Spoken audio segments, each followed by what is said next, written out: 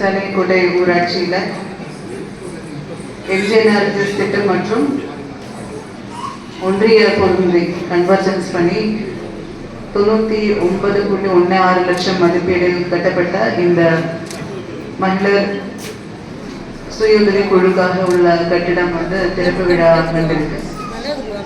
இந்த கட்டிடமானது இங்கே உள்ள சுய உதவி குழுக்களுக்கு அவங்களுக்கு ஏதாவது பயிற்சிகள் அளிப்பதற்கு, அவங்களுக்கு ட்ரைனிங், மற்றபடி அவங்க மீட்டிங் நடத்துறதுக்கு, இதுக்கு எல்லாத்துக்கும் இந்த பில்டிங் ஆனது உதவும். அந்த பில்டிங் நம்ம கட்டியிருக்கிறது ஒரு மல்டி பர்பஸ் ஹாலாக, அதாவது கிராமத்தில் ஒரு முக்கியமான நிகழ்ச்சி நடத்தணும்னா கூட பயன்படுத்துகிற அளவுக்கு சிறப்பான முறையில் இந்த கட்டிடமானது கட்டி முடிக்கப்பட்டிருக்கு. மேலும் இந்த ஊராட்சியில் பல்வேறு பகுதிகளில் என்னென்ன அடிப்படை வசதிகளோ அது தேவையோ அந்த வேலைகளும் நடைபெற்றிருக்கு. காலையில் இங்கே வந்த உடனே தான் பார்த்தீங்க, எல்லா ஆஃபீஸஸ், அங்கன்வாடி, ஸ்கூலு, லைப்ரரி போன்ற எல்லா விஷயங்களும் ஒரே இடத்துல இருக்கிற மாதிரி ஒரு ஒருங்கிணைந்த வளாகம் மாதிரி இந்த ஊராட்சியில் இந்த கட்டிடம் கட்டியிருக்கிற இந்த பகுதியானது அமைச்சிருக்கு அப்படின்றது ஒரு மகிழ்ச்சியான விஷயம். மேலும் மக்களுக்கு என்னென்ன தேவைகள் இருக்கு அப்படின்றத வீடியோ, அதே போல மக்கள் பிரதிநிதிகள் மூலமாக கண்டறிந்து அதுக்குள்ள திட்ட மதிப்பீடுகள் பெற்று ஒவ்வொரு திட்டங்கள் மூலமாக ஒவ்வொரு நிதியாண்டிலையும் ஒதுக்கி அனைத்து அடிப்படை வசதிகளும் ஊரக வளர்ச்சி துறை மூலமாகவும் அதே போல பிற துறைகள் மூலமாகவும் உங்களுக்கு செஞ்சு கொடுக்கறதுக்கு மாவட்ட நிர்வாகம் தமிழ்நாடு அரசின் வழிகாட்டுதல் படி உறுதுணையா இருப்போம் அப்படின்றத அவர்களுடைய தலைமையிலான இந்த அரசு கடந்த 3.5 ஆண்டு காலமாக தமிழகத்தின் அனைத்து துறைகளும் சிறப்பாக செயல்பட்டிட வேண்டும் என்று முதலமைச்சர் அவர்கள் அறிவுறுத்தி, அந்த அறிவுறுத்தலின் அடிப்படையில் பல்வேறு துறைகளும்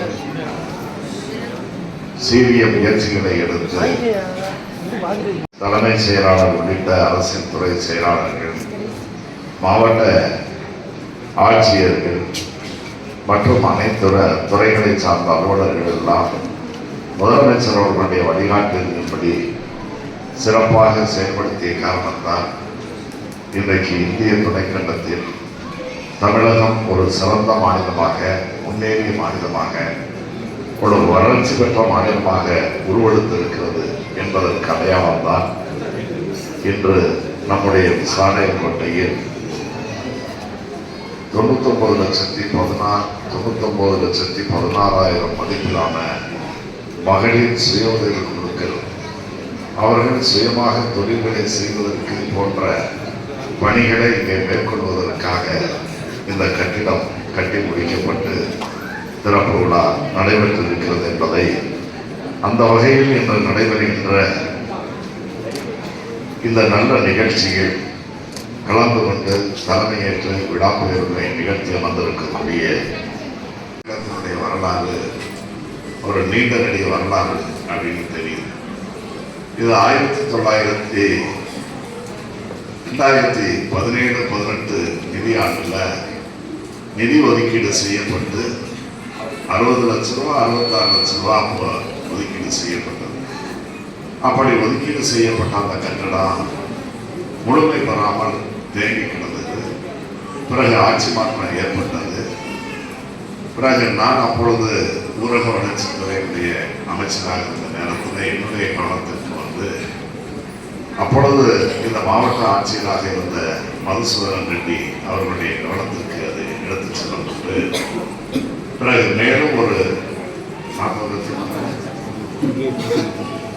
லட்சம் ரூபாய் நிதி கூடுதலாக ஒதுக்கப்பட்டு இந்த கட்டிடம் கட்டி முடிக்கப்பட்டிருக்கிறது என்பதை இந்த கட்டிடத்தினுடைய வரலாறு. நானும் பல இடங்களுக்கு நம்முடைய மாவட்டத்திலும் சென்றிருக்கிறேன். அதே போல தமிழ்நாட்டின் பல்வேறு மாவட்டங்களுக்கும் சுற்றுப்பயணங்கள் போகிற நேரங்களில், ஆய்வுகளுக்கு போகையில் பல கட்டிடங்களை பார்த்தா இந்த அளவுக்கு ஒரு நேர்த்தியான கட்டிடத்தை காண முடியாது என்கின்ற அளவிற்கு இந்த கட்டிடம் இங்கே மிக சிறப்பாக கால அவகாசம் நிறைய லேட்டாக வந்தாலும் லேட்டஸ்டாக வந்திருக்குன்னு சொல்வார்கள். அந்த மாதிரி இது கட்டி முடிப்பதற்கு காலதாமதம் ஆனாலும் கூட நீண்ட காலம் இது பெயர் சொல்லக்கூடிய அளவிற்கு ஒரு கட்டிடமாக இங்கே உருப்பெற்றிருக்கிறது என்பதை நான் இங்கே பெருமையோடு சுட்டிக்காட்ட கடமைப்பட்டேன். கொண்டிருக்கிறேன். அண்ணன் அசோகன் அவர்களுக்கும் அதே போல அந்நியா சொன்னம் அவர்களுக்கும் ஒரு நீண்ட ஆசை. நாம இந்த ஒன்றியத்தினுடைய பெருந்தலைவராக வரலாம். பொது வாழ்க்கையில நீண்ட நாள் நம்முடைய குடும்பம் இருக்கிறது. ஆகவே அத்தகைய பேர் சொல்லக்கூடிய அளவிற்கு நம்முடைய சொந்த கிராமத்துல